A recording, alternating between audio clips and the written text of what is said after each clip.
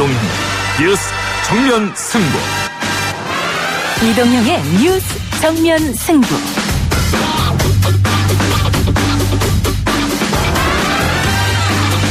청취자 여러분 안녕하십니까, 이동형입니다. 종합편성 채널 MBN이 사상 초유의 6개월 방송 정지라는 중징계를 받았습니다만 방통위가 MBN을 봐준 것이라는 논란이 계속되고 있습니다.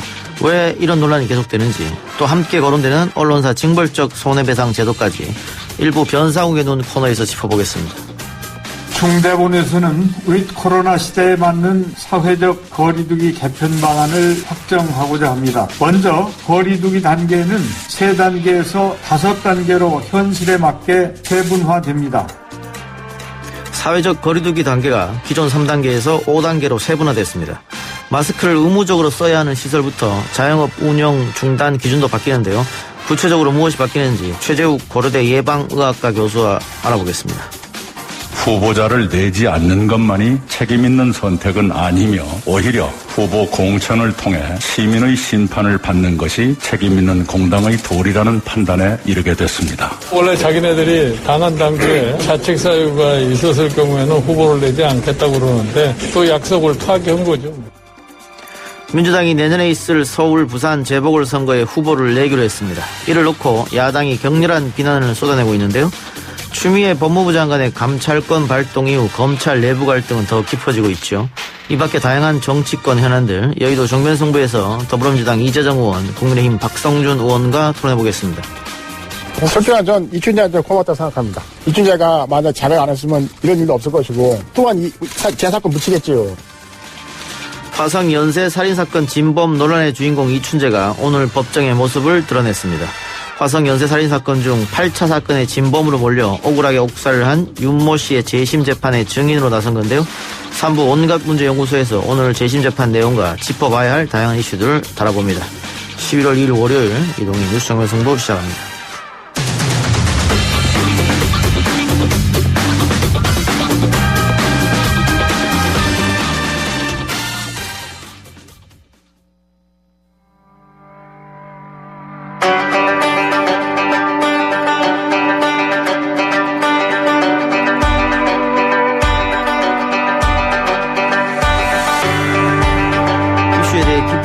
시각을 만나보는 코너, 변상욱의 눈 시간입니다. YTN 뉴스가 있는 저녁 변상욱의 코너 나왔습니다. 어서 오십시오. 네, 안녕하십니까. 지난주 금요일 오후에 결과가 나왔는데요. 자본금 불법 충당과 허위 자료를 제출해 종편 승인을 받은 MBN에 대해서 6개월 업무 정지 명령이 떨어졌습니다. 예. 결과 예상하셨습니까? 저는 3개월 업무 정지를 예상했습니다. 승인 취소는 나지 않을 것이다. 승인 취소는 야당 의원 2명이 거기 배를 째라고 들어눕거나 무슨 방법을 써서도 안 나올 것이고, 예. 그래서 3개월이 나오지 않을까 했는데 6개월이 나왔고, 예. 근데 MBN도 저랑 비슷한 생각을 했던 모양이에요. 예. 이거 너무 심하지 않냐라고 하는 거 보니까 MBN 내부에서는 예상치 못한 중징계다 이런 반응이 나왔고, 아마 MBN 내부에서는 광고 영업 중지. 예. 아마 이게 나오지 않을까 생각했던 것 같은데. 예. 아니면 영업 정지여도 뭐 프라임 때 혹은 예. 심야 시간대. 뭐 새벽에나. 예. 예. 뭐 그런 방송을 생각을 했을 텐데. 이런 정도. 나름 6개월 영업 정지면 중징계입니다만 어쨌든 불법을 저질렀기 때문에 예. 승인 취소 사유는 되지 않습니까? 법에 나온 대로. 왜냐하면 예. 차명 대출로 자본금을 납입하고 허위 자료를 제출했으니까 이건 설립 서류가 잘못되어 있는 예. 겁니다. 예를 들면 제가 운전면허증을 따러 갔는데 필기 성적 표를 위조해갖고 더 높여서 냈다든가, 예. 나이가 제가 안 되는데 15살인데 예를 들면 뭔가 또 주민등록번호를 살짝 고쳐가지고 19살, 20살로 냈다든가 하면 운전면허가 취소지 그게 6개월 뭐 기다렸다가 운전하라 그렇죠. 이렇게 되겠습니까? 예. 안 되는 거죠. 예. 더군다나 또 하나의 제일 중요한 거는 기망이라고 하는 겁니다. 기망. 예. 왜냐하면 최초 승인 과정에서 너무나 엄청난 잘못을 저지르면서 허가를 받았는데 예. 그 다음에 14년, 17년 재승인 과정이 있었는데 그때도 또 거짓말로 또 서류를 계속 낸 거니까. 처음에 거짓말했기 때문에 계속 했어요. 계속 냈으니까 이거는 거짓 기재한 재무제표를 계속 들이밀면서 어떻게 보면 국가기관을 갖다가 기망하고 속인 거죠. 그러니까 이것은 승인 취소를 할 수밖에 없는 상황이었습니다. 예. 근데 이제 조금 오해하시는 부분이 있는데 방송법 18조에는 4가지로 돼 있습니다. 아시는 대로 승인 취소, 영업 정지, 광고 중단, 그다음에 승인 기간의 축소. 이렇게 4가지인데 그러니까 4가지 중에 하나를 택해서 선택하면 되는 거 아니야? 예. 벌을 줄 때 이렇게 예. 생각하시는데 시행령으로 넘어가면 시행령 17조에 가면은 뭐라고 돼 있냐면 이 18조의 방송허가 취소 등의 처벌에 관한 규정은 다음과 같다라고 방송법 시행령 17조에 돼 있고 17조 별표에 의해서 처리한다 이렇게 돼 있는데 그 별표를 보면요. 이럴 때는 조금 용서해 준다 이렇게 돼 있어요. 예. 이럴 때가 어느 때냐. 사소한 부주의나 오류. 그다음에 청취자들이 아무런 해를 입지 않고 위반의 내용 정도가 아주 경미할 때. 세 번째, 5년 이상 방송 사업을 모범적으로 해왔거나 위반 행위를 이거 처음 했을 때. 예. 그다음에 검사가 판단하기에 이거는 그냥 기소유예 정도로 일단 봐줘야겠군. 또는 법원에서 이건 유죄이긴 유죄인데 너무 경미해서 선고유예로 일단 넘어가자. 이러는 경우에는 감경 조치한다. 그런데 지금 그게 아니지 않습니까? 지금 말씀하시니까 4개 조건에 하나도 해당되지 않는데요? 법원이 오죽하면 언론사의 대표이사하고 부회장한테 징역형을 선고하겠습니까? 예. 유죄 판결이 났고 그렇죠. 5년 이상 방송사업을 모범적으로 했다. 아까 얘기한 대로 2번이나 더 거짓말을 했던 것이고 예. 위반의 내용 정도는 당연히 높은 거고. 그리고 법의 일반적인 상황은 가장 심한 죄를 지었을 때 가장 심한 걸 맞춰가지고 내려오는 거거든요. 예를 들면 사람의 목숨을 빼앗았다 그러면 이쪽에서는 사형 이렇게.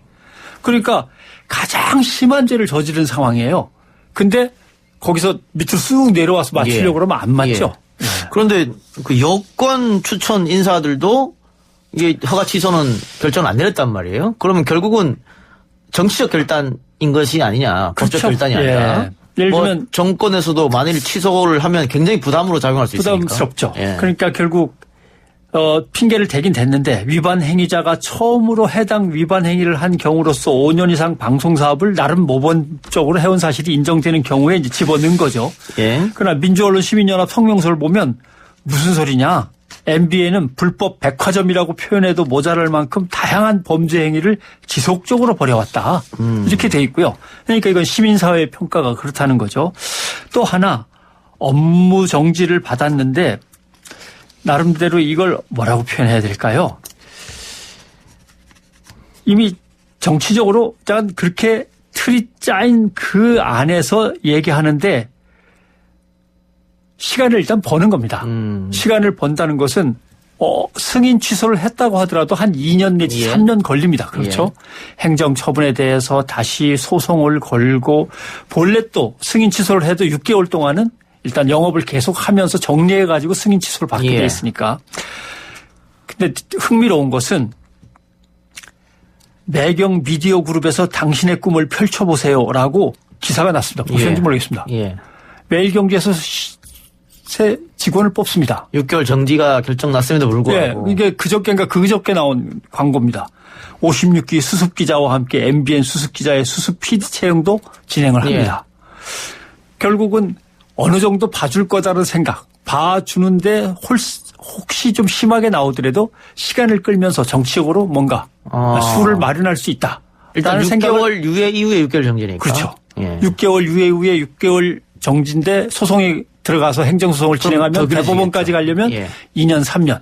그때 되면 정권이 바뀔 수도 있고 뭔가 새로운 유예 방안이 나올 수도 있다라고 하는 생각을 하면서. 그래, 우리는 내갈 길 간다 이겁니까? 글쎄요. 일단 뭐 경영진과 그다음에 노조라든가 직원들의 의견은 좀씩 다르겠습니다만 반성하고 회사 경영에서 자본가들은 완전히 손을 떼달라라고 하는 게 노조의 입장이고 회사 나름대로 경영진 입장에서는 뭔가 새로운 탈출구를 마련하려면 시간이 필요하다. 이런 판단이겠죠. 여기서 반대되는 의견 한 두 가지 여쭤보죠. 일단 국민의힘 쪽에서는 재보궐선거와 대선 지방선거가 앞에 있기 때문에 여기서 청와대와 방통위가 합작해가지고 선거 이기기 위한 종편 길들이기다. 이런 논평을 했습니다. 종편을 길들이게 하려면 4대 종편 중에 JTBC는 조금 성격이 다르니까 뺀다고 치면은 결국 조선, 동아, 매경이 남지 않습니까?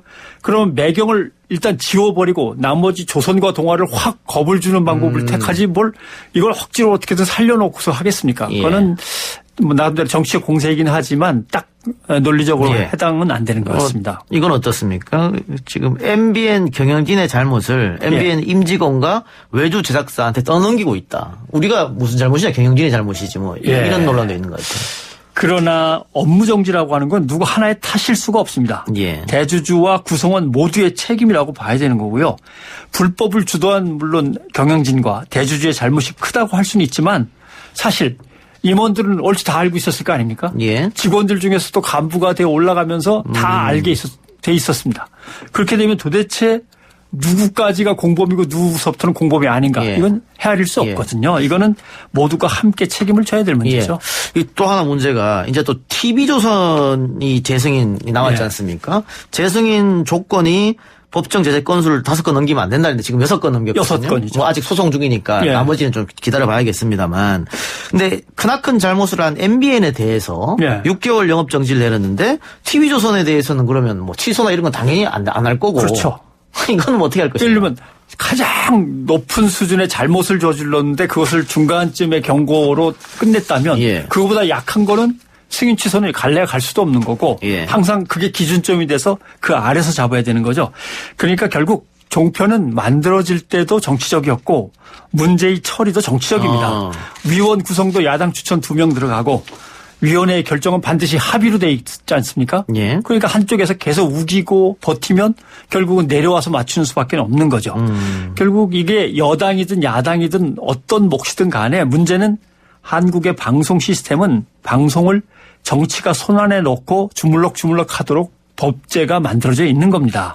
예. 이게 뭐 쉽게 말씀을 드리면 조중동 매경 예. 재벌신문 또는 신문재벌의 권력이 신문만 갖고 있는 게 아니라 이제 종편 방송이라는 토대를 분명하게 확보를 한 거죠. 예. 그런 상황에서 한국, 서울, 경향, 한겨레하고 비교를 해보십시오. 예.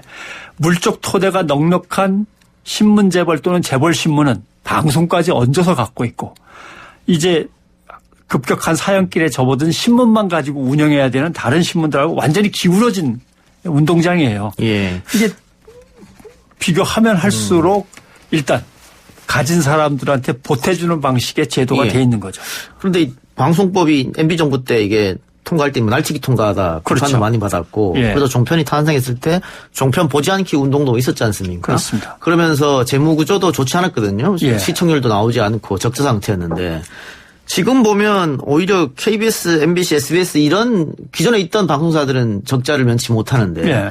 이 종편은 또 요즘엔 오히려 더 수익이 좋은 것 같아요. 그러니까 저도 기억나는 게 맨 처음에 1년, 2년, 3년을 지나면서 자본 감식이 막 이루어져 가지고 예.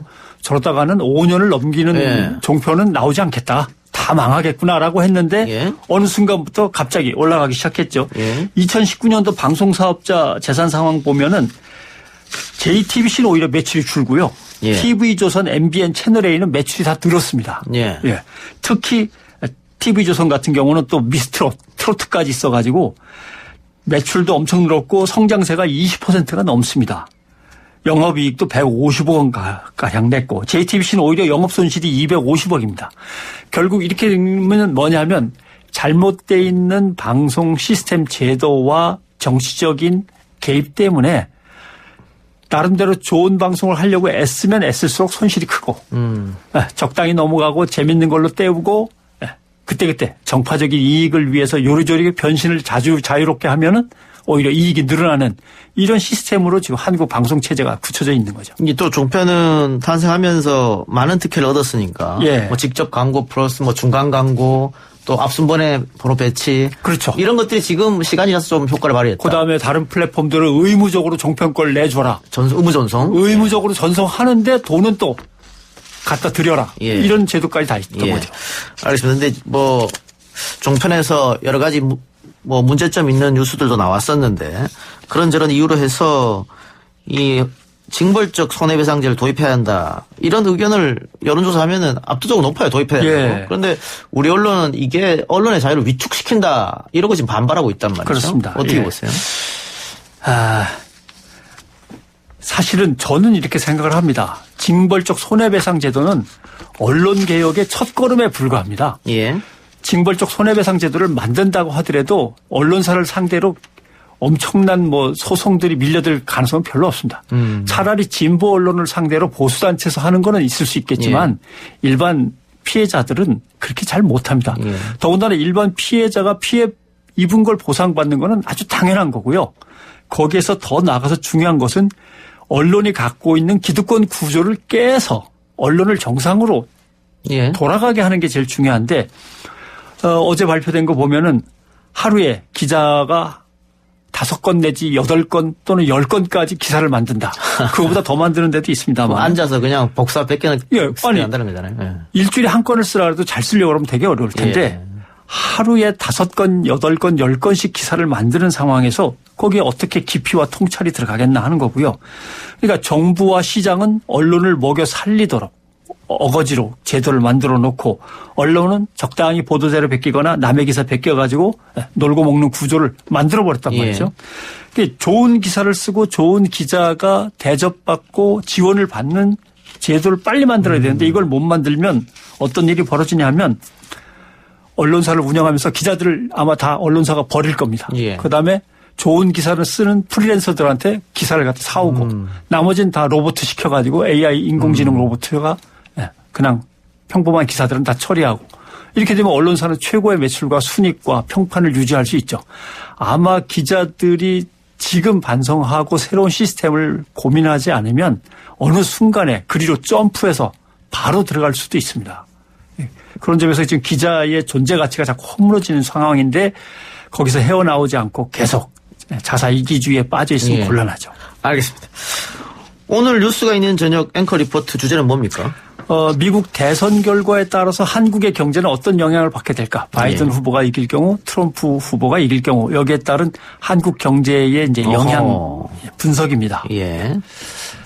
꼭 알아야 될 것 같아요. 예, 많이들 시청해 주십시오. 예, 이동희 뉴스 정면 승부 끝나면 바로 변상욱의 앵커의 이야기 이어지니까 여러분 다른 데 가지 마시고 들어주시기 바랍니다. 오늘 말씀 고맙습니다. 고맙습니다.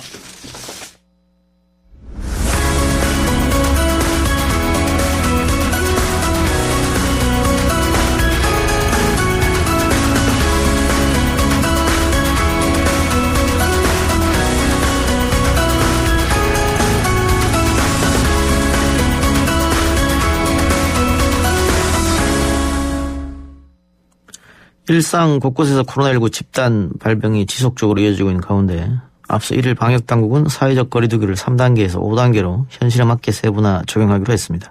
이번 개편은 코로나 공존 시대에 지속 가능한 방역에 대한 요구가 커졌기 때문이라고 밝혔는데요.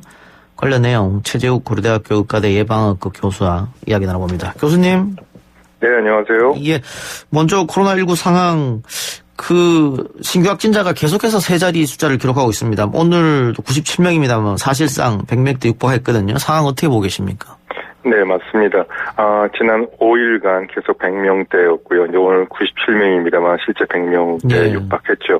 아마도 이러한 부분들은 이제 많은 전문가들이 우려했듯이 이제 지역사회에 잠재되어 있는 감염이 어느 정도 보편화됐고, 그러한 부분들이 이제 계속적으로 조금씩 유입이 돼서 소규모 집단 감염의 형태를 계속 발병하는 형태다라고 볼 수 있고요. 그러한 부분들은 더더구나 이제 가을, 겨울 내에 이제 이 실내 생활이 많아지는 그런 위험성이 높아지는 것으로 그런 상황을 맞이해서 더 큰 규모로 발생할 수 있지 않을까라는 우려를 갖고 있는 것이 사실입니다. 그러면 이제 11월 달인데 11, 12월 더 추워지면은 더 많은 확진자가 나올 수도 있다는 말씀이네요.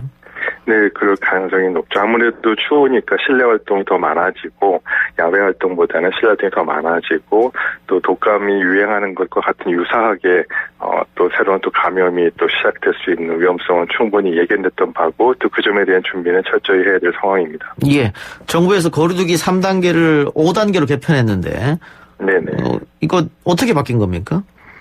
네, 우선 1단계하고 2단계 사이에 2.5단계, 2하고 3 사이에 또 2.5단계 이렇게 각각 구분해서 5단계로 만들었고요. 큰 틀에서 말씀드리면, 지난 과거 3단계 시절에는 50명하고 100명이라는 구체적으로 좀 명시된 기준이 있었습니다. 예.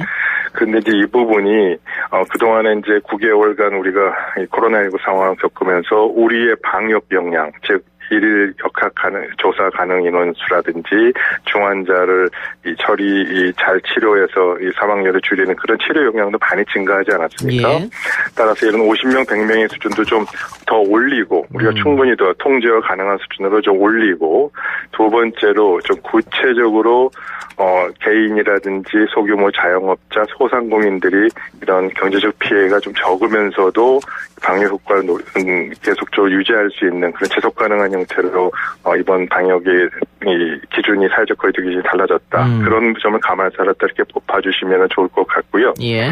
아마도 이제 100명이라는 기준보다는 이제 300명이라는 기준이 하나 더 생겼고 또 이런 서울 지역이라든지 지역 감염에서 전국적 감염이라는 형태로 해서 500명, 800명이라는 기준으로 좀 확대해서 이 정도의 그 환자가 발생하더라도 우리가 이제 충분히 대처할 수 있는 쪽으로 방역 역량과 사회적 거리 수준을 상향 조정했다. 그렇게 봐주시면 좋을 것 같습니다.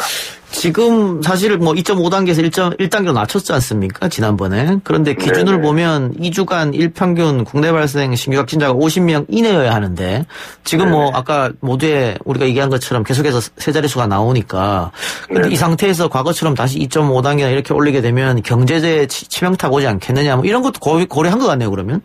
네, 그렇죠. 당연히 고려해야죠. 우리가 이제 장기전을 대비하기 위한 이런 지속 가능한 사회적 거리두기 정책을 해야만 경제적 피해와 이런 부분도 줄이면서 또 방역이 또 그렇다고 해서 뭐 대규모로 환자가 발생해서 불필요한 그리고 정말 예방할 수 있는 사망자가 많이 나오면 안 되겠죠. 예. 네, 그런 부분들에 대한 거를 충분히 방어하고 보호하면서도 관리할 수 있는 수준으로 이렇게 개편했다 그렇게 봐주시면 예. 될 것 같습니다. 그러면 세 자릿수가 계속되면 1.5단계로 가는 겁니까?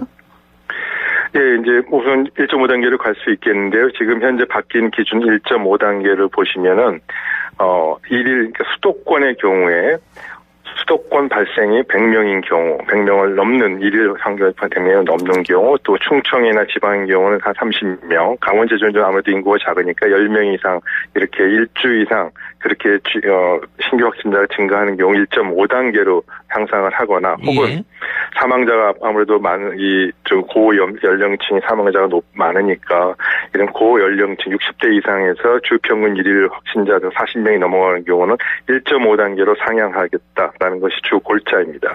예. 과거에 비해서는 충분히 많은 향상이 됐다 이렇게 봐주시면 될 것 같습니다. 기준이 충분히 폭넓게 지금 보고 관리를 통제와 관리 가능 범위를 넓힌 거죠. 예. 개인 위생과 마스크 착용은 뭐 당연히 이제는 일상화가 되는 것 같고요. 네.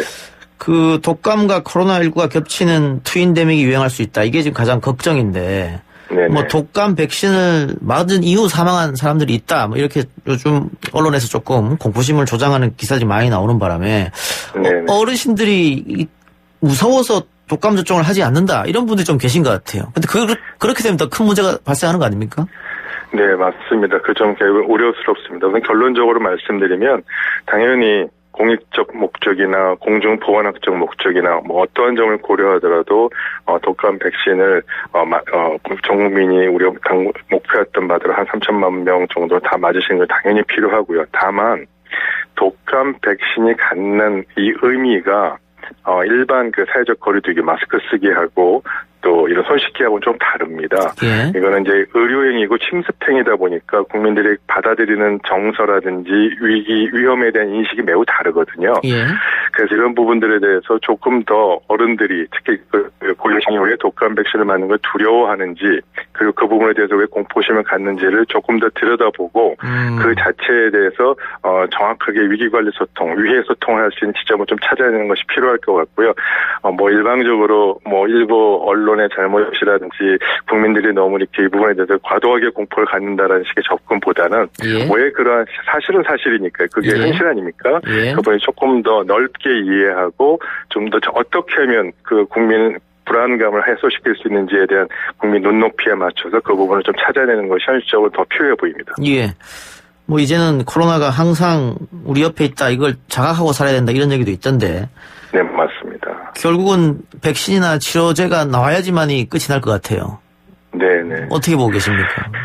네, 모든 분들이 다 바라는 바일 겁니다. 예. 그러나 아시다시피 지금 백신이라든지 코로나 치료제가 지금 내년에 다행히 좀 모든 전 세계에 원하는 대로 내년 상반기쯤이면은, 이게 전 세계 보편적인 접종이 가능하게 될 것을 기대합니다만, 지금 독감 백신에서 지금 경험했던 사례처럼 코로나19 백신은 안전성 이슈라든지 또 효과성에 대한 문제점이 오히려 더 문제가 커지고 계속 이슈가 될 겁니다. 예. 따라서 그때 이런 보편적으로 이런 접종을 맞게 될 때 또 이건 강제로 맞을 수 있는 부분이 아니고 자발적인 그런 참여에 의해서 맞게 되기 때문에 그 점에 대해 조금 더 위기관리 소통이나 위해 소통 어떻게 하면 이 부분을 효과적으로 잘 진행할 것인에 대해서 세심한 계획이 필요하고요.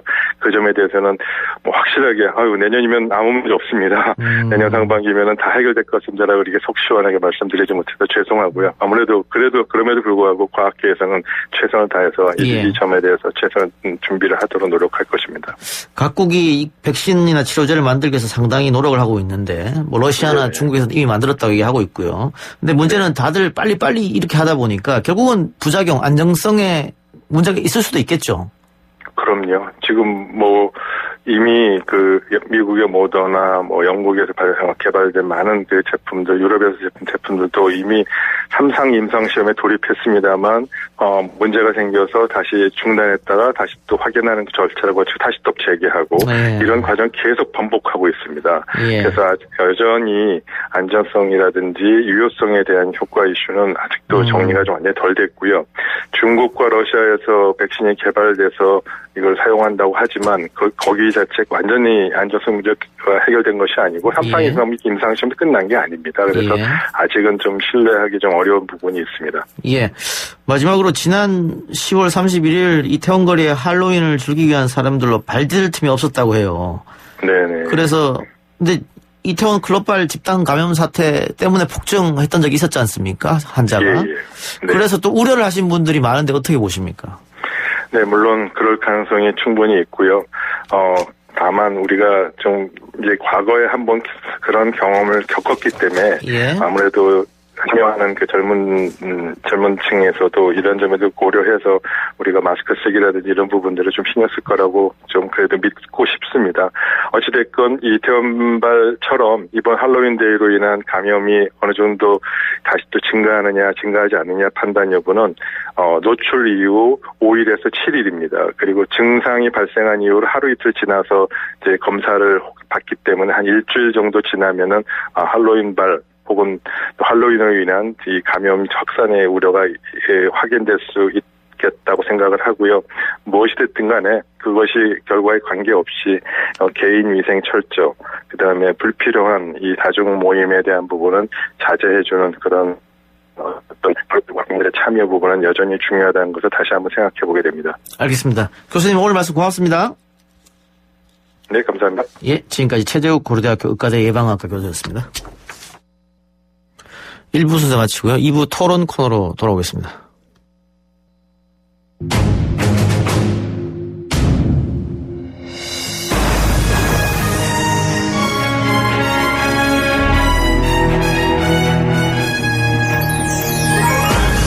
이동의 뉴스 정면승부 2부 여의도 정면승부 코너입니다.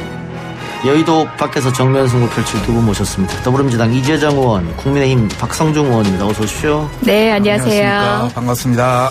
예, 국감이 이제 끝이 나서 두 분 다 조금 홀가분할 테고, 국회의원이 정말 많은 일을 합니다만, 그 중에 이 국정감사 준비가 가장 길잖아요, 또. 그래서 아마 홀가분할 것 같습니다. 특히 우리 박성중 의원은 또 화제가 또 한 번 돼가지고. 어때요? 이 국감 소회라고 할까요? 짧게 두 분 한마디씩 부탁드리겠습니다. 제가 먼저 할까요? 네. 국감을 네 번째가 1년에 한 번씩 하니까 5번째구나. 5번째죠. 다섯 번째 하는데 이번 국감이 상당히 어떤 능력의 한계랄까. 한계를 많이 느꼈습니다. 역시 숫자가 너무 적다 보니까 정인 채택하는 문제라든지 또 핵심적인 거의 채택이 안 돼버리니까. 또 중요한 자료 제출이라든지 이런 것도 거의 개인 사생활 보호라든지 이런 것 때문에 안 돼서 굉장히 그런 걸 느껴서 어쩌면 뭐 저희들은 방탄국회라고 합니다만 또 여당에서 일부에서는 뭐 맹탕국회라고 이야기도 하긴 하던데 하여튼 굉장히 한계를 느꼈다 이런 말씀을 드리고 싶습니다. 예. 네, 가면 갈수록 노하우가 늘어나고 좀 여유로워져야 되는데 여전히 매번 국감 할 때마다 긴장하고 그러는 것 같아요. 이번 같은 경우도 이제 여당이니까 방어만 했다고 또 생각하실 수도 있는데요. 정작 어떤 신문사에서 이제 코멘터리 하는데 보니까 야당 같은 여당 의원이었다고 얘기를 하는데 그만큼 언론에는 보이지 않았지만 점검해야 될 국정과제 조금 날을 세웠습니다. 강경화 외교부 장관 같은 경우는 저하고 얼굴 붉히실 수밖에 없는 여러 가지 상황들도 있었는데 뭐 국회의원으로서의 역할을 한 거죠. 여당 의원이라기보다는요. 국정감사는 국정을 견제하고 비판하는 게 주기능이니까 좋은 기능 하시는 것 같아요. 이재정 개인적으로는 그렇고 아까 박성준 의원 지적대로 여권이 방탄 국정감사한 거 아니냐 이런 지적은 어떻게 생각하세요? 저는 뭐 우리 상임위만 얘기하더라도요. 사실상 언론에 노출되는 핫한 이슈들 몇 가지가 있었겠지만 그 이외에 꼼꼼한 점검들이 되는 편이었습니다. 한편에서는 또 우리 야당 의원님들도 스스로 자평하실 때는 뭐 맹탕이었다 얘기하시겠지만 되돌아보시면 또 보좌진들이 꼼꼼히 준비해 주신 것들 그래도 기본들은 다 채우셨거든요. 기본 이상으로 채우셨어요. 그래서 야당 의원님들한테도 저는 많이 배운 국회였습니다. 좀 반대로 박성준 의원한테 그러면 원래 국정감사는 야당의 시간이라고 하는데 그렇습니다. 이번 국정감사는 한 방이 없었다. 정쟁만 하지 않았느냐 이런 지적도 있어요. 그런 뭐 비판은 충분히 수용하겠습니다. 전반적으로 봤을 때는 그래도 뭐 평년작은 됐다 저는 그렇게 보고 있고요. 좀 더 깊게 들어가서 국민의 속 시원한 부분을 긁어줘야 되는데 그런 부분을 하지 못한 것이 예를 들자면 저희 과방위 과학기술방송 뭐 정보통신위원회 같은 경우는 주요 핵심 정언에서 예를 들어서 이 포탈의 여러 가지 어떤 정치적 중립 이런 관련해서 네이버의 이혜진 의장이라든지 다음 카카오의 김범수 의장이라든지 이런 거 뭐 전혀 채택이 안 돼버리고 또 포털의 여러 가지 어떤 댓글의 문제, 중립성 이런 것 때문에 드루킹에 김동원 씨를 요청했는데 그런 것도 되지를 않고 여하튼 이런 핵심 정의가 안 됐습니다. 주요 자료를 본다면 예를 들자면은 종편의 여러 가지 심사에 많은 문제가 있습니다.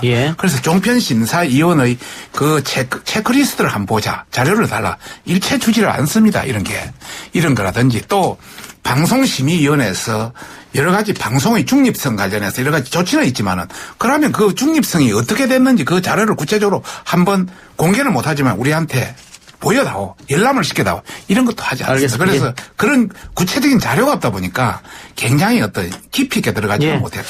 정쟁을 했다, 뭐 한 방이 없었다, 뭐 어느 정도 인정을 하지만 그 자료 제출이나 증인 채택에서 문제가 있었기 때문에 한계는 좀 있었다 이런 말씀 같고요. 네, 그렇습니다. 자, 오늘 본격적으로 다뤄볼 이야기는 민주당이 서울과 부산시장 보궐선거에 후보를 내기로 한 것 이겁니다. 일단 지금 국민의힘에서 당연히 비난할 거고 또 정의당에서도 비난하고 있고 오늘 보니까 뭐 진보 언론이라는 경향신문까지도 비난 대열에 섰던데 민주당 입장으로서 조금 후폭풍을 생각하긴 했을 건데 이 정도로 비난할 줄은 모르지 않았습니까? 어때요? 네, 민주당 입장이라기보다는 제 입장에서는 당시 처음 이 문제가 나올 때 저는 이제 당직을 맡고 있었고 대변인직을 맡고 있었는데요. 아무도 감히 이야기 못할 때 저는 후보자 내야 된다라고 이야기했습니다. 경향신문도 제 이름 거론하면서 비판을 했던 것 같은데요. 저는 늘 얘기했어요. 국회의원 세비 얘기하면은 줄이자고 얘기하면 아니요라고 얘기했어요. 왜 국회 개혁 얘기를 세비 논쟁으로 끌고 가느냐. 이거야말로 정치의 룸을 줄이는 방식이다라고 하면서 이 선거의 책임 귀책이 있는 사유 측에서 후보자를 내지 않는 방식의 책임을 이야기할 때도 역시 정치 영역에 대한 몰이에서 비롯됐다. 정말 책임진다는 것은 선거라는 이미 주어지고 설계된 제도가 있습니다. 그 제도 안에서 후보를 내는 게 공당의 책임입니다. 그때 저는 강력하게 주장을 했었고요. 어떤 분들은 섣불리 그런 얘기 하지 마. 남들이 뭐라 그래 할 때조차도 저는 정치학 원론적인 측면에서 이 제도가 설계되고 국민의 대표를 뽑았던 고대 역사적 기원부터 시작해서 우리가 그 정신을 되살려 본다면은 후보를 내는 것이 마땅하고 사실 귀책 사유가 있는 정당이라면 또는 그럼에도 불구하고 후보를 낸다면 그 자체가 또 불리한 지형에서 시작하는 겁니다.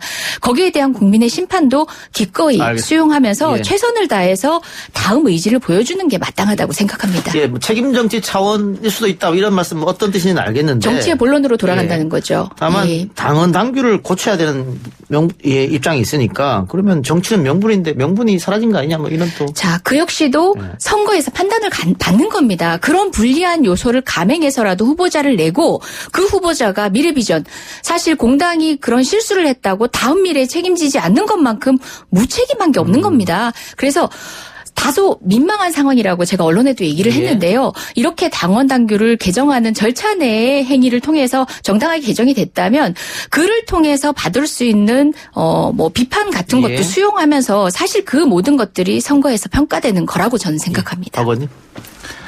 일반적인 상황이라면 우리 이재정 의원님이 말씀하신 게 맞죠. 맞지만은 대통령이 약속을 했습니다. 그리고 당헌까지 고쳤습니다. 당의 헌법까지 고쳤습니다. 그래서 중대한 잘못이 있을 때는 출마하지 않겠다고 약속까지 했습니다. 공당이 이렇게 약속을 자꾸 변화시킨다면 누가 공당의 약속을 믿겠습니까? 그런 차원에서 첫 번째 문제가 있다. 두 번째 성추행으로 발생한 것입니다. 성추행 피해자도 있습니다. 2중, 3중 그 사람이 또 그 관계없이 다른 사람이 나온다면 3중 피해가 될 수 있다. 이런 차원이 저희들은 문제를 삼고 있고요. 이것 때문에 838억이라는 선거 비용이 들어가면서 보궐선거 비용. 이런 차원에서는 누가 잘못했어? 국민이 잘못한 거 아니잖아요. 잘못한 정당이 있잖아요. 그런 차원에서는 뭔가 책임을 느끼 책임 있는 정당이 책임도 못 질 정당이라면 이거는 뭐 문제가 있다. 그리고 이번에 하는 방식도 문제가 있습니다. 권리당원이 한 80만 되는 걸 알고 있습니다. 그중에 이번에 투표 참여한 사람은 4분의 1 정도 26%밖에 안 됩니다. 20만. 4분의 1 정도밖에 안 되는 사람 중에 그렇게 핵심 중에 핵심. 권리당원도 핵심이지만은 그중에 4분의 1만 참여해가지고 그게 뭐 86% 됐다고 해가지고 이렇게 뒤집는다면 지난번 뭐 비례 정당 할 때도 그렇게 했지만은 이렇게 한다는 것은 논리에 맞지 않다. 국민들도 보고 있다. 국민들도 바보만 있는 것이 아니다. 그런 말씀을 드리고 싶습니다. 당내 절차의 문제 그리고 그것이 충분히 당원들의 의견이 반영이 됐는가라는 부분은 이제 지금 굳이 염려하실 부분은 아닌 것 같고요. 저희가 선택한 제도 안에 설계 안에서 충분히 그 절차 합법적으로 따라 진행한 것이고요. 그럼에도 불구하고 우리 박성중 의원님 같은 그런 비판적 시각을 가지시는 국민들도 있을 겁니다. 그분들을 우리가 어떻게 설득해내느냐가 더불어민주당이 지고 있는 더 큰 짐입니다. 정치라는 것은 더 큰 짐으로 책임지는 겁니다. 서울 시민들의 남은 4년을 팽개치는 방식으로 책임지는 것은 공당의 책임이 아닙니다. 공당의 도리가 아니라고 전 생각했습니다. 우리 이재정님이 참 말씀을 잘하시기 때문에 참 좋게 들립니다. 그런데 간절히 그렇게 당에 원했습니다. 올해 3월 달에 우리 뭐 이재정 의원님이 JTBC 그때 나오셔가지고 내 하는 거 들었습니다. 아이고 관심 가주셔서 감사합니다. 절대 후보 안 낸다고. 그런데 냈지 않습니까? 이렇게 공당이 어떤 한번 약속한 거 세계 어떤 조직이나 개인이나 기업이나 약속은 지켜야 된다. 팍타 준트스 반다가 이 국제법, 국제관례 또 상업관례 하나의 이게 무너진다면 세계가 존재하지 않지 않습니까? 두 분 다 두 번씩 제가 발언기에 드렸습니다. 그러면 이건 어떻습니까? 이제 민주당이 당헌 당규를 바꿀 테지만 그걸 떠나서 그러면 여야가 합의해서 법적으로 재보궐선거가 있게 한 정당은 앞으로 후보를 내지 않는다. 이런 걸 법으로 만들면 어떨까 싶기도 한데요. 저도 검토를 하고 있습니다. 공직선거법에 명쾌한 조항을 넣어서. 과거에 이인제법도 여야가 합의해서 만드는 거 아니에요? 네네네. 저는 당과 상의도 없이 감히 말씀드리지만 저는 정치를 잘 모르기 때문에 정치를 처음부터 공부했던 사람입니다. 정말 정치학 원론책 펴놓고 철학서부터 공부했던 사람인데요. 그런 견지에서 소위 비용 부담의 문제가 나와서 예를 들어 지방선거라든지 등등 구청장 같은 경우는 이제 나름의 방식으로 비용을 이렇게 분담을 하게끔 하는 걸로 알고 있습니다. 그런 설계에 대한 고민은 몰라도 선거에 있어서 특정 정치 세력을 제외하는 방식이 과연 이런 선거제도의 본질에 타당하고 맞는 것인가. 그리고 또 그런 비용 분담과 관련한 액수가 사실상 정당의 통상적인 경상회계를 넘어가는 방식에 출마하지 말라는 걸 강요하는 방식은 저는 본질에 어긋나는 개혁 방안이라고 보고 그건 개혁이 아니라고 봅니다. 이 얘기는 뭐 민주당 의견은 아니고 제 의견입니다. 개인 의견이고 단호하게 그건 당이 만약 다른 선택을 한다면 제가 강력하게 건의드리겠습니다. 알겠습니다. 정치의 원론으로 돌아가라. 박원님은 아까 그런 법도 생각하고 있다고 했잖아요. 네. 그거 그렇게 동의하는 의원들이 많습니까? 2012년에 2014년에 보면 민주당에서 그 당시 강동원 의원 또 박안주 이원욱 의원도 발의한 바가 있습니다. 예. 뭐 우리 당에서도 그 당시 이완영 의원이 발의했지만 전반적으로 이게 중대한 사유. 뭐 예를 들어서 방금 성추행이라든지 완전히 무슨 뇌물 관련 굉장히 심각하다. 이런 관련해서는 한 번 정도 검토해 볼 만한 여지가 있다. 꼭 그 당을 뭐 100% 뭐 축출하는 건 아니지만은 뭐 우회적인 방법이라든지 여러 가지 흘릴 수는 있지 않습니까? 그런 차원에서 국민의 눈높이에 맞춰주자 이런 차원이죠. 알겠습니다. 그걸 뭐 좀 지켜보면 될 거고요. 다음 주제로 넘어가서 윤석열 검찰총장의 대선 주자로서 입지가 점점 세지고 있습니다. 리얼미터가 오마이뉴스 의뢰로 지난달 26, 30일 전국 성인 2,576명을 대상으로 조사해 오늘 발표한 여론조사 결과에 따르면 윤석열 총장에 대한 선호도는 지난달보다 6.7%포인트 오른 17.2%로 지키게 됐습니다. 지금 1, 2위를 민주당 후보들이 하고 있는데 20% 초반대거든요. 윤석열 총장이 상당히 많이 빠르게 올라오고 있는데 이 부분에 대해서 두 분은 어떻게 생각하십니까? 일단 먼저 한번. 정치 잘하고 계신 겁니다. 그 반증 아닐까요? 의도하시고 만족하고 계신지 모르겠습니다. 제가 뵙는다면 한번 여쭤보고 싶은데요. 그처럼 정치를 해서는 안 될 자리에서 정치적 행보를 이어가면서 정치적 행보를 이어가고 본인의 몸값을 높이는 거야 또 차치하겠습니다. 하지만 그분이 막아서고 있는 것은 정말 8부 9부능선에 다가선 검찰개혁을 막아서고 있다는 것입니다. 법원개혁 된 지 오래됐습니다. 아직도 개혁할 지점이 많지만 그래도 첫 단추를 열었던 것이 무려 10여 년 전이었습니다. 그럼에도 불구하고 온갖 반발에 검찰개혁만큼은 결국은 무산되지 않았습니까? 왜인 줄 압니까? 내부 구성원들의 강력한 반발, 검찰 조직이라는 그간 국민을 위해서 존재했어야 할 조직의 강력한 저항에 부딪혔기 때문입니다. 지금 그 마지막 선에서 본인의 정치의 영역은 정치 영역에 나와서 하십시오.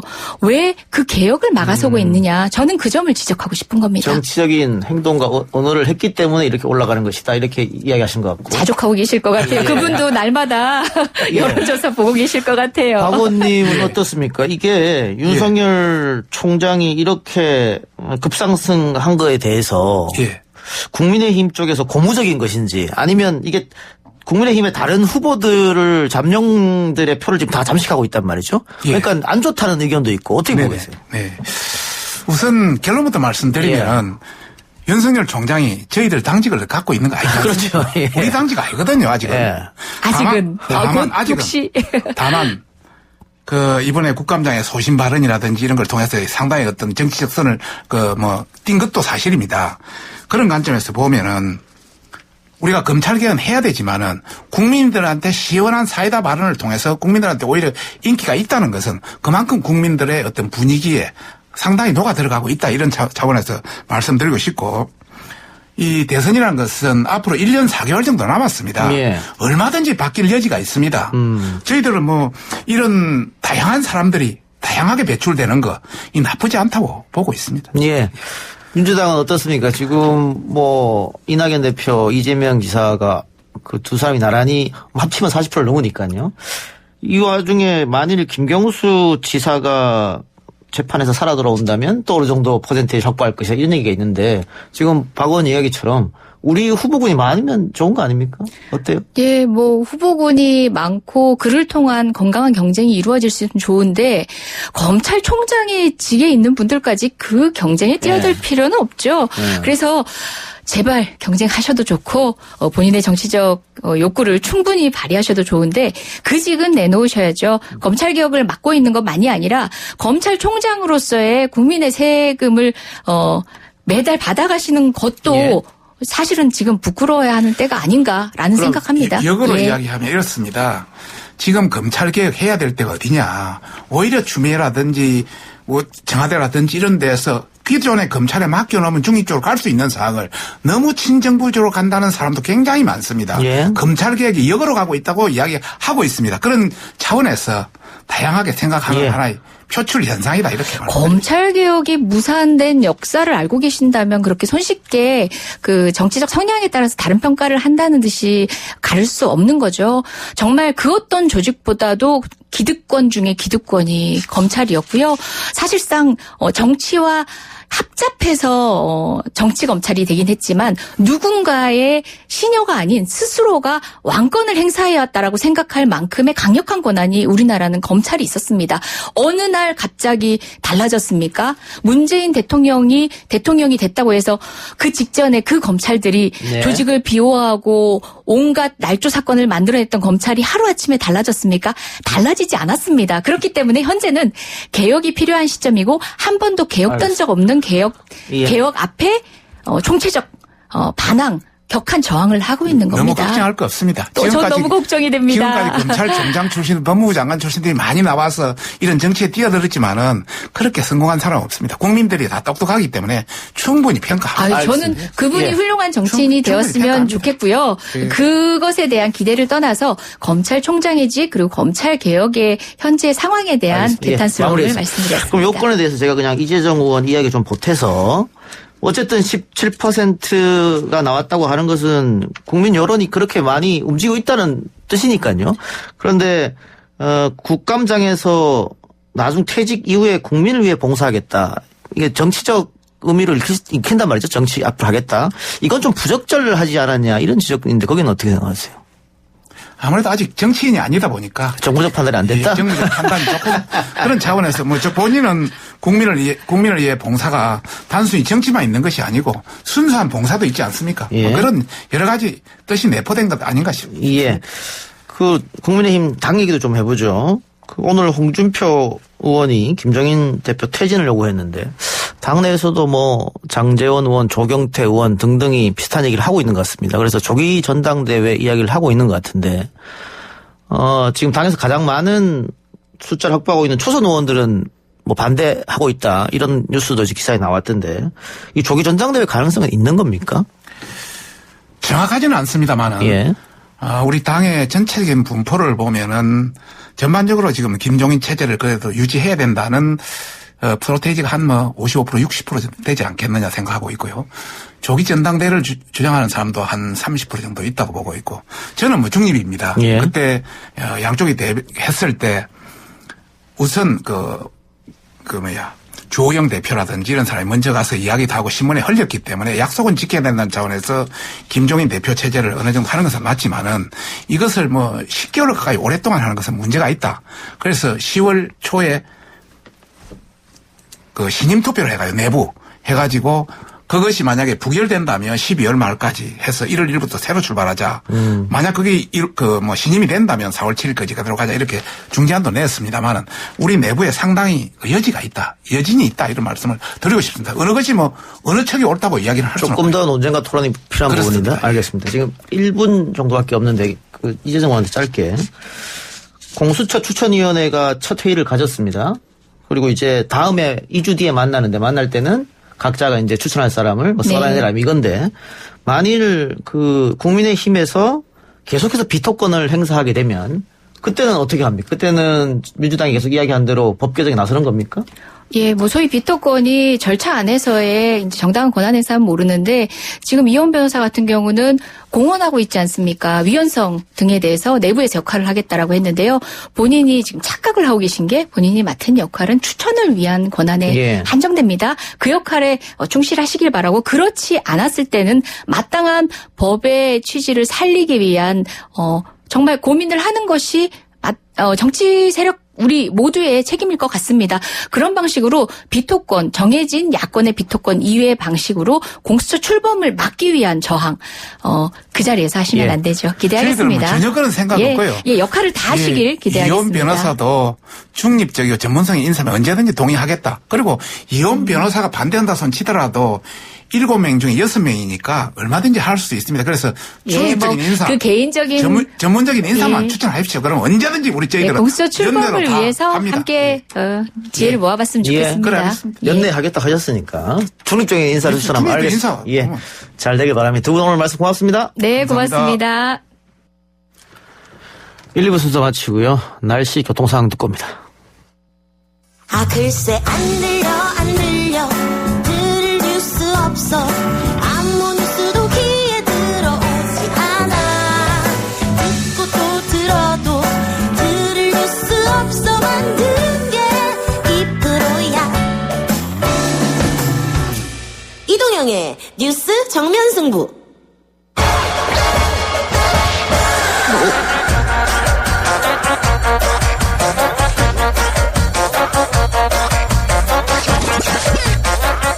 YTN 라디오 이동의 뉴스 정면 승부 3부 시작합니다. 통제되지 않은 집단 지성으로 우리를 둘러싼 온갖 문제의 실마리를 풀어보는 시간. 오늘은 두 분 나왔습니다.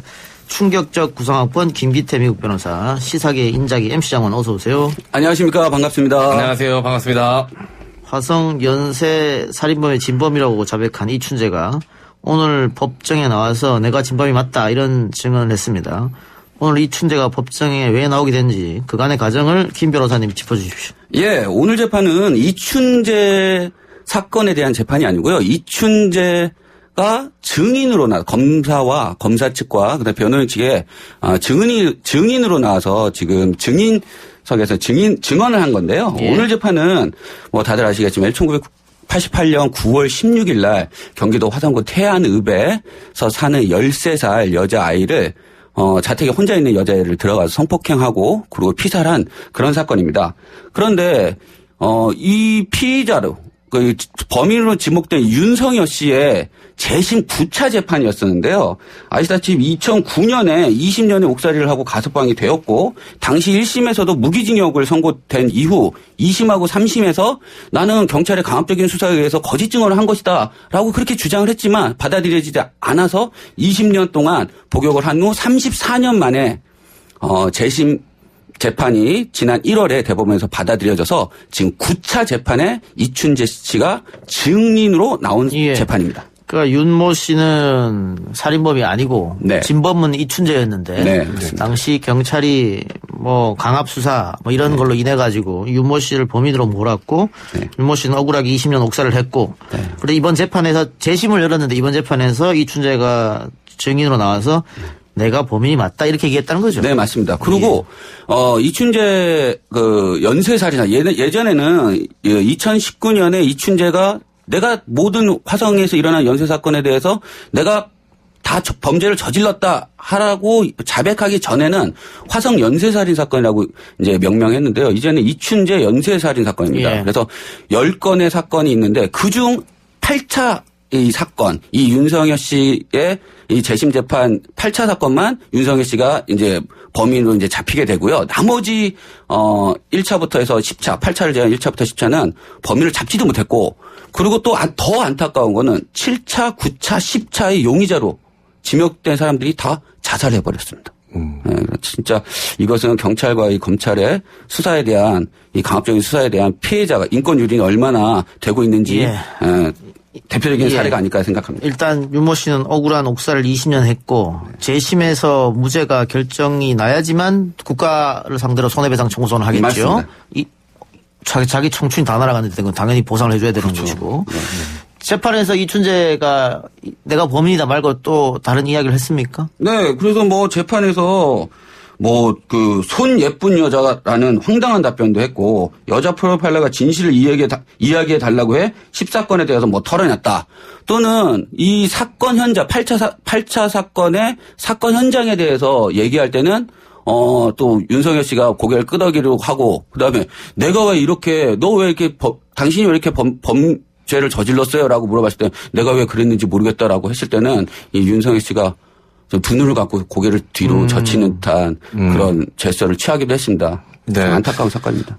이춘재가 기존에 알려져 있던 연쇄살인 사건 10건 그리고 추가 자백 4건에서 총 14건을 통해서 14명을 살해했고 9명을 성폭행한 것으로 지금까지는 이제 밝혀져 있는데요. 그래서 세간에서는 좀 더 이 여죄가 있는 것 아니냐, 더 자백을 할 수 있는 것 아니냐라는 이 이야기가 있었고 그 바람들이 존재했었습니다. 그런데 아무래도 이번에는 그 윤석열 씨에 관련된 재심 건이기 때문에 그와 관련된 신문만 있었고 이 추가 자백은 없었던 것으로 알려졌습니다. 지금 이춘재 씨는 1994년도에 청주에 사는 처제를 성폭행하고 살해한 혐의로 지금 형을 살고 있습니다. 그래서 요번에 그 2019년에 자백한 이유 것 때문에 지금 형을 사는 것에 대한 어떤 특혜, 특히 뭐 가석방이라든가 이런 거는 전혀 특혜를 받지 못하고 있는 상황입니다. 예.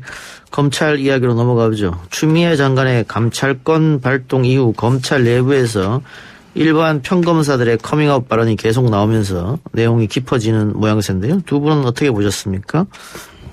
네. 저는 이 검찰이 이토록 정의롭고 기계로운 집단이라는 거를 이번에 좀 크게 좀 느꼈습니다. 네, 그런데 과연 늘 이렇게 발언을 해왔는가를 생각해보면 또 그렇지 않았거든요. 예. 왜 선택적 분노가 아닌가. 여러 가지 몇 가지 충족 조건이 있어야지만 이 검찰의 정의로움과 기계가 발동이 되는 것인가. 비검찰 출신의 법무부 장관이 있을 때만 그리고 자신들을 향한 날선 목소리가 있을 때만 이렇게 정의로운 척, 기계 있는 척 하는 것이 아닌가라는 생각이 일단 들었고요. 과거 정권의 이 수하를 자처했던 검찰의 모습을 많은 국민들이 알고 있습니다. 그때 당시에는 왜 이토록 정의롭게 일어서지 못했는가에 대해서 생각이 들고요. 비근한 예로 BBK 사건도 그렇고 예. 김학의 사건도 그렇고 무혐의 처분될 때 그 누구도 검찰 중에서 이 조사에 문제가 있다라고 반발하고 이야기했던 검사들 전 보지 못했습니다. 예. 왜 이토록 이번에만 이렇게 날선 반응을 하고 뭔가 항명하는 듯한 모습을 보이는지 저는 개인적으로 이해가 되지 않습니다. 저는 이제 커밍아웃이라는 기사를 봤을 때 성소수 장관이라고 커밍아웃 했나라는 생각을 했는데 지금의 이 커밍아웃 사태를 보고 제2의 검난 사태라고 얘기를 합니다. 이제 대표적인 거는 뭐 다 아시겠지만 2012년 때 그 한상대 전 총장이 대검의 중수부를 폐지해야 된다라고 했을 때 이제 검찰 이제 검난이 이제 발생했고요.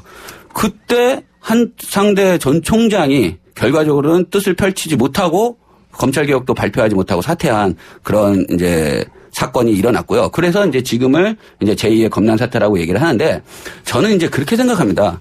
이제 문재인 정부가 들어서고 난 이후로 검찰 개혁에 대해서 지금 줄기차게 해오고 있는데 뚜렷하게 검찰 개혁에 대해서 상당히 이렇게 성과가 있었던 거는 아니었다고 봅니다. 단 검찰 개혁의 가장 첫 번째로 해야 되는 거는 사과입니다.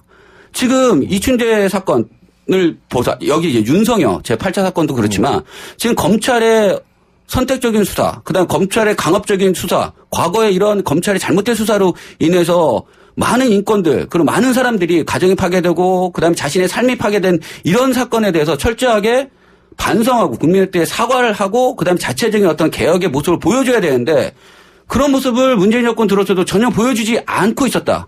대표적인 건 최근 사건 2018년 옵티머스 사건을 계좌 추적도 하지 않은 상황에서 무혐의 처리분을 내려서 2018년 이후에 옵티머스에 투자한 많은 국민들이 5천여억 원의 손해를 봤거든요. 만약에 이걸 계좌 추적을 하고 그 검찰 수사가 제대로만 됐었어도 이렇게 국민들이 피땀 흘린 돈이 이렇게 공중위로 날아가지 않았을 것이라고 생각합니다. 따라서 검찰은 자중하고 자체적인 개혁에 박차를 가해야 된다고 생각합니다.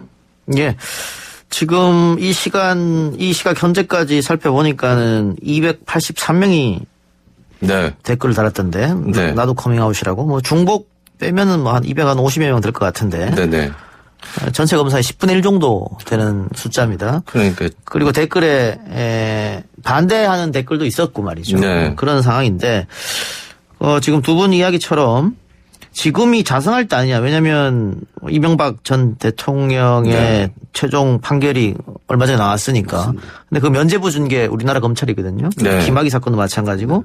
그럼에도 불구하고 그런 거에 대한 자성이 없다. 뭐 이렇게 비난의 또 의견이 있는 것 같습니다. 그러면서 지금 청와대 국민청원 게시판에 커밍아웃한 검사들 사표를 받아라. 벌써 한 이틀째인가 3일째인데 30만 명 이상 동의를 했어요. 이건 또 어떻게 봐야 될지 모르겠습니다. 20만 명 이상일 경우에 청와대가 입장을 내놔야 되는데 이거는 뭐 청와대에서 입장을 내놓기 좀 어려운 거고요. 청와대가 입장을 내놓게 되면 검찰의 중립성을 훼손하는 게 아니냐, 또 정치로 검찰을 덮는 게 아니냐, 검찰을 길들이는 게 아니냐, 뭐 여러 가지 이제 검찰발 언론에서 또 기사를 쏟아낼 거라고 분명히 생각하기 때문에 이거는 청와대가 삼권 분립의 어떤 균형과 견제 입장에서도 그 의견을 내놓기가 쉽지 않을 거라고 저는 생각을 합니다. 네. 저는 궁금한 게 이 사표가 진심 어린 사표일까요? 지금 제가 알기로는 변호사 쪽도 굉장히 업계가 지금 어려운 것으로 알고 있는데, 네.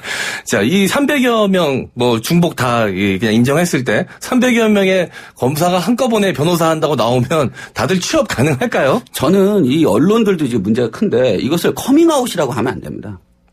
이거는 항명이라고 얘기를 해야 됩니다. 그럼 항명을 했으면 자신의 목을 내놓고 한 거지 않습니까? 그러면 저는 제가 만약에 법무장관이라면 이번 기회에 커밍아웃 한 검사들, 항명한 검사들은 인사권을 가지고 있는 법무부 장관으로서 인사조치를 반드시 해야 된다고 저는 생각합니다. 그래서 김기태 변호사가 법무부 장관이 안 되는 거예요. 그러니까. 뭐 언론 얘기하시니까 말씀인데 이번 언론에서 이번 언론에서 뭐 특정 정치 성향을 갖지 않은 약간은 여당 성향으로 볼 수도 있는 검사들도 이번 커밍아웃에 합류했다라는 식으로 보도가 많이 되지 않습니까? 일례로 뭐 천정배 전 장관의 사위도 합류했다. 근데 천정배 전 장관이 여당 인사로 분류가 됩니까? 네. 그렇죠.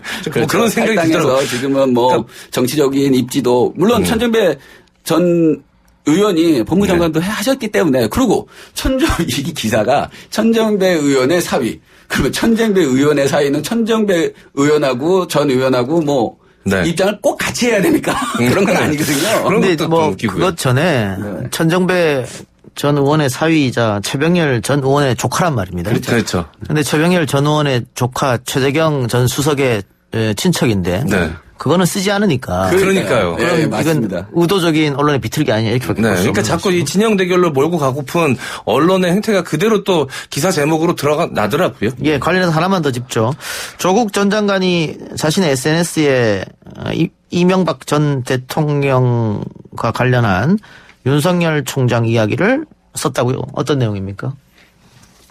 네. 조 전 장관은 오늘 자신의 페이스북에 글을 게시를 했습니다. 이명박 당선 직후인 2008년 1월 특검팀이 꾸려졌는데요. 판사 출신 정호영 특별검사 지휘하에 조재빈, 윤석열, 유상범, 신봉수 등 10명의 에이스 검사들이 파견돼서 일했다라고 적혀 있었습니다. 이 특검팀은 다스 격리직 직원의 120억 원 횡령 사실을 확인했지만 회사 자체에 대한 수사는 하지 못했거나 안 했다라고 조국 전 장관은 주장을 했고요. 이어서 요컨대 특검 활동의 물리적 시간적 한계와 대통령 당선자 눈치를 보던 구성원들의 의지가 겹쳐서 특검팀은 MB 수사에 실패했다라고도 밝혔습니다. 이 상설적 조직과 자체의 수사 인력을 갖춘 공수처가 있었다면 달라졌을 것이라고 이야기하면서 이 공수처 설치의 필요성에 대해서도 역설했습니다. 그러니까 이명박 대통령 당선 직후에 특검팀이 조직이 됐습니다. 그 특검팀 안에는 지금 현 윤석열 총장도 있었고요.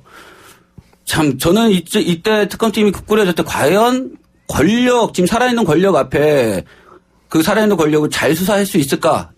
물론 저희 예상을 빗나가지 않고 여지없이 가지고 설렁탕 먹고 같이 뭐 커피 먹고 그냥 조사가 유야무야 된 사건이고요. 이 특검은 분명하게 권력에 무릎 꿇은 검찰의 모습을 보였고, 아까 전에 MC 장관께서 말씀하셨던 것처럼 김학의 사건에 대해서는 제 식구 감싸기의 전형이 아닌가라는 생각을 합니다. 일반 국민들의 기소율이 40%가 넘는데 자기 식구들의 범죄에 대한 기소율은 1%조차 안 되거든요.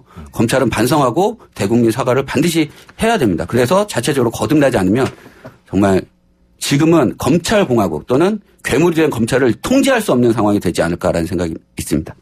알겠습니다. 어쨌든 뭐 결과론적이긴 합니다만 2008년 특검팀은 실패한 게 맞죠. 지금 결과를 보면. 예. 다른 얘기 해봅시다. 요즘 취업난 뭐 새삼스러울 건 없습니다만 초봉이 무려 5천만 원인 환경미화원 채용시험에 왜 도핑 테스트가 없나 이런 제목의 기사가 올라왔던데 어떤 이야기입니까?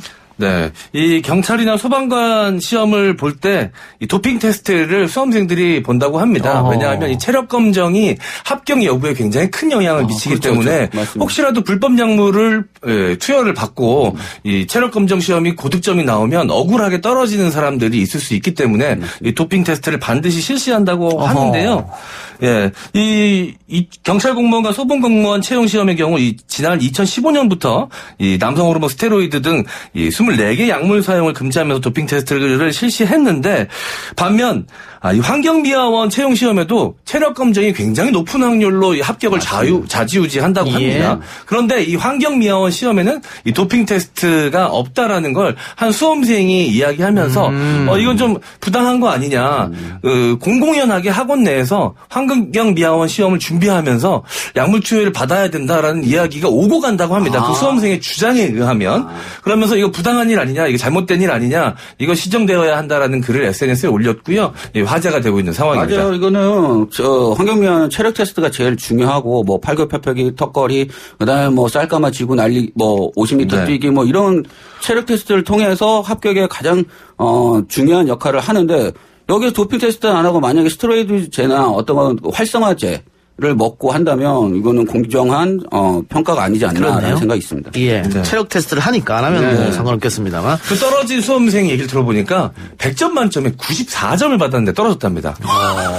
굉장히 고득점이지 않습니까? 엄청난 고득점이죠. 그런데도 떨어졌으니 굉장히 첨예할 텐데 조금이라도 부정이 가미가 되면 억울할 수 있죠. 떨어진 수험생들 입장에서는. 초봉이 5천만 원이면 이거 대기업보다 훨씬 더 높은 초봉이 아닌가라는 생각을 하는데. 그만큼 일이 힘들잖아요. 너무 힘들죠. 네. 밤낮도 없고. 그럼요. 휴가도 거의 없으시고. 관련해서 좀 말씀을 드리자면 울산 동구에서 올해 환경미화원 채용 공고를 내고 시험을 봤거든요.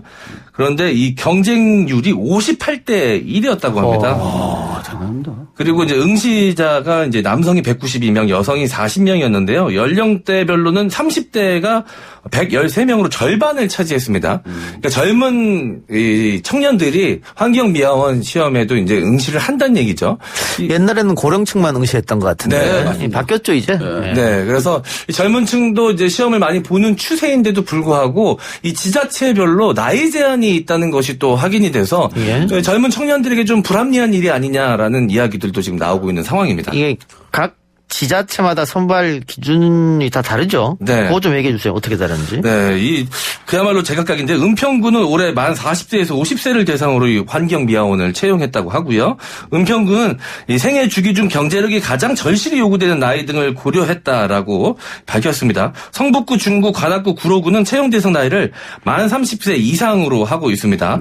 성북구청 관계자는 20대는 군입대도 있고 또 이제 어린 나이이다 보니 합격을 해도 이직률이 많다. 그래서 새로 뽑아야 될 일이 많기 때문에 그런 것들을 고려해서 30대 이상으로 좀 안정적인 가정을 이루는 부분도 있다라고 이야기했고요. 중구 측은 어린 나이에 채용되는 경우 퇴사가 많고 지자체의 재량인 부분이기 때문에 그렇게 설정을 했다라고 밝혔습니다. 이거는 소송의 여지가 좀 있겠는데요. 그렇네요. 직업 선택의 자유가 있는데 헌법에. 직업 선택, 헌법에 보장한 직업 선택의 자유를 침해했다고 해서 소송의 여지가 있을 것 같습니다. 예. 뭐 지자체 재량이라고 합니다만 뭐 예를 들면 은평구가 만 40세에서 50세를 하면서 생애 주기 중 경제력이 가장 절실히 요구된 나이다. 이 정도는 좀 고개가 끄덕일지만 하는데 뭐 군대도 가야 되고 뭐 이직률도 이런 이야기를 들어서 시험 자체를 못 치게 한다고 하는 것은 뭐 헌법 소원은 가능성도 있고 지난번에 저희가 방송에서 언급했나요? 해군사관학교 그 신입생 선발하는데 맞습니다.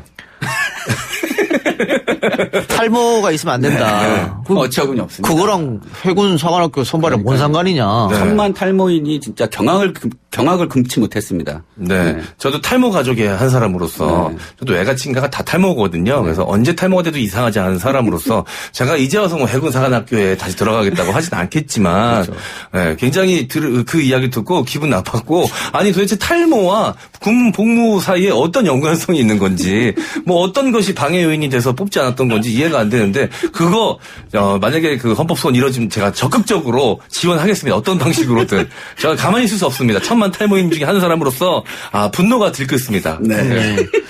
그 다시 환경미화원 선발 이야기로 돌아가면 그래서 20대를 배제하는 건 좀 말이 안 된다 이런 지적이 있기 때문에 일부 지자체가 좀 바꾸는 것을 검토하고 있다면서요?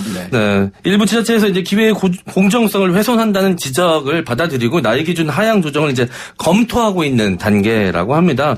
올해 채용 대상 나이를 만 30세에서 50세로 규정한 이 강북구는 책임감 및 업무 수행 능력 등을 고려해 나이를 제한하고 있지만 향후 확대 검토 중이라고 밝혔습니다. 정해진 건 아니고요. 서초구는 나이 제한이 2017년에는 만 30세 이상으로 했다가 지난해 도리어 이제 만 40세 이상으로 높였었습니다. 30세 이제 40세. 서초구 측은 이제 올해 채용 시 해당 나이 제한을 폐지하고 만 20세 이상으로 고치겠다라고 밝혔습니다. 노원구도 지난해까지 채용 대상 나이를 만 30에서 50세로 유지해왔지만 올해부터는 20세로 낮추고 59세까지로 높이겠다라고 밝혀왔습니다. 점차 뭐 좋아지고 있네요. 완성하고 있고. 근데 이제 아무래도 이제 과거에는 이 환경미화원이 노인분들이 주로 일하던 그 직업이었기 때문에 젊은 사람들이 지원을 하면 아무래도 경쟁력 측면에서 노인분들이 좀 떨어진다라고 판단해서 뭐 그런 식의 판단을 한 것 같은데 요즘은 직업에 대한 인식도 굉장히 많이 바뀌었고 젊은 친구들도 이제 힘들다, 뭐 어렵다, 뭐 조금 위생적으로 좀 훌륭하지 못한 직업이라도 자신이 원하면 자신이 하고 싶으면 할 수 있는 환경이 조성돼야 된다고 생각하거든요. 근데 이럴 수도 있겠네요. 20대와 40대, 50대가 같이 체력 검정을 하면 당연히 20대가 이기겠죠. 네. 그렇죠. 네. 그런 건 있을 수 있겠네요. 그래서 제가 분야별로 뭐 청소에도 여러 가지 분야가 있으니까 거기에 분야별로 나이 제한을 한다든가 뭐 이런 다양한 채용 프로그램이나 방법을 강구해야 되겠다라는 생각이 있습니다. 네. 알겠습니다. 오늘 인터넷에 가장 많이 본 뉴스 또 가장 많은 댓글을 달린 뉴스가 개그우먼 박지선 씨가 깜짝 놀랐습니다. 모친과 숨진 채 자택에서 발견된 건데 지금 뭐 경찰이 경위를 알아보고 있다고 합니다만 스스로 극단적 선택을 한 게 아닌가 지금 뭐 그런 얘기가 많아서 많은 분들이 충격에 입사했습니다. 왜냐하면 박지선 씨 같은 경우에 늘 상쾌했고 활발하게 활동하면서 굉장히 자존감 높은 분이었거든요. 그래서 우울증이나 이런 건 없지 않았겠느냐 했는데 다들 어떤 아픔은 다 있는 것 같습니다. 그리고 제가 고인을 많이 보지 못했습니다. 같은 개그맨이지만 방송사가 달랐기 때문에 몇 번 인사하고 서로 통성명했던 정도인데 방송에서의 모습이 그대로 이제 평소에도 드러나거든요. 잘 웃고 늘 밝은 모습을 보여왔던 분이신데 저도 이 비보를 오늘 접하고 너무 깜짝 놀랐습니다. 근데 사실 요즘 방송을 많이 못하고 계셨거든요. 지금 몇 년간 못 본 것 같아요. 좀 개인적인 이유가 있었을 수도 있고 아니 건강상의 이유가 있었을 수도 있는데 사실 방송인들이 이 고정적이지 못한 안정적이지 못한 이 노동 환경 때문에 많이들 좀 힘들어합니다. 사실 저 같은 경우도 뭐 이게 상담을 받아야 되나라는 생각을 할 때도 있었고, 뭐 그랬는데 물론 이제 이동영 진행자를 만나서 많이 보셨습니다. 저는 그런데 사실 이제 그 개인 혼자 지키기가 지켜내기가 쉽지 않은 숙소 고용직이고 프리랜서고 그다음에 수입이 또 일정하지 않은 상황에서 힘들죠. 알겠습니다. 저도 뭐 고인의 명복을 박지선 씨랑 한 6개월 같이 방송을 한 적이 있는데 저도 오늘 많이 놀랐습니다만은 좀 안타깝네요. 우울감 등 말하기 어려운 고민으로 전문가의 도움이 필요하시면 자살예방 한라인 1577-0199 자살예방 상담전화 1393 희망의 전화 129 생명의 전화 1588-9191 청소년 전화 1388 등에서 24시간 상담받을 수 있습니다. 괴로워하지 마시고 연락 한번 해보시기 바랍니다. 오늘 두 분 말씀 고맙습니다. 수고하셨습니다. 감사합니다. 오늘 저희가 준비한 방송 여기까지고요. 저는 내일 이 시간 다시 돌아오겠습니다. 들어주신 여러분 대단히 감사합니다.